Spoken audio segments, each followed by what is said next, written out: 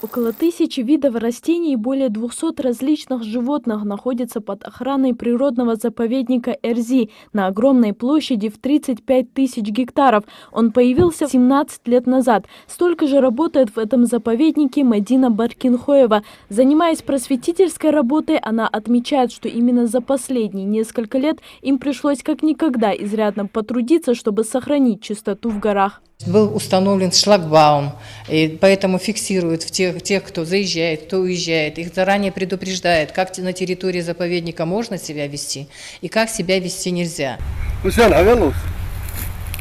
Участковый инспектор заповедника Магомед Евкуров спешит показать коллеге очередную диковинную птицу. Эти люди круглосуточно и даже в праздники дежурят здесь, защищая природную зону от браконьеров или других неприятностей. Зоркий глаз и бинокль помогают высмотреть даже серны, которые обитают высоко в горах. В работе инспекторов бывает всякое. К примеру, однажды Магомед помогал спасать яка, который пострадал от нападения волка.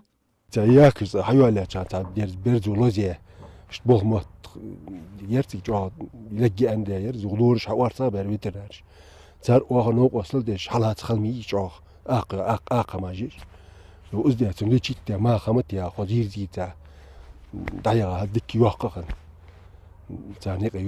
Природоохранная зона – дом для многих редких и исчезающих растений и животных. Многие из них занесены вот в эту красную книгу Ингушетии, которая постоянно переиздается. В ингушском ореоле обитания, к сожалению, больше не водятся леопарды переднеазиатские, барсы и норка европейская. Ее видели в последний раз в 2008 году.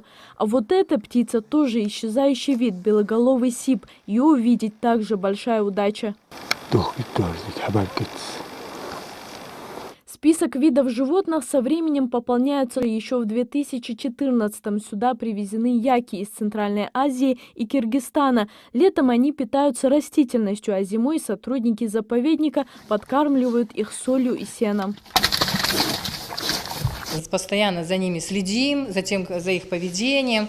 И нужно сказать, они очень благополучно адаптировались. И даже у нас есть уже приплод этих, животных. Они ведут себя очень красиво, грациозно. И, в общем, нам все это нравится. Мы, естественно, стараемся их охранять. С 2015 года в заповеднике используют так называемые фотоловушки. Ничего опасного для животных. Просто 10 таких устройств фиксируют любое движение животного. Местоположение ловушек меняют каждые 2 недели. Там серны мы зафиксировали, медведи есть. Сами же сотрудники заповедного дела говорят, что охраняют природу не для самой природы, а в первую очередь для человека. Но так получается, что беречь ее чаще всего приходится от него же.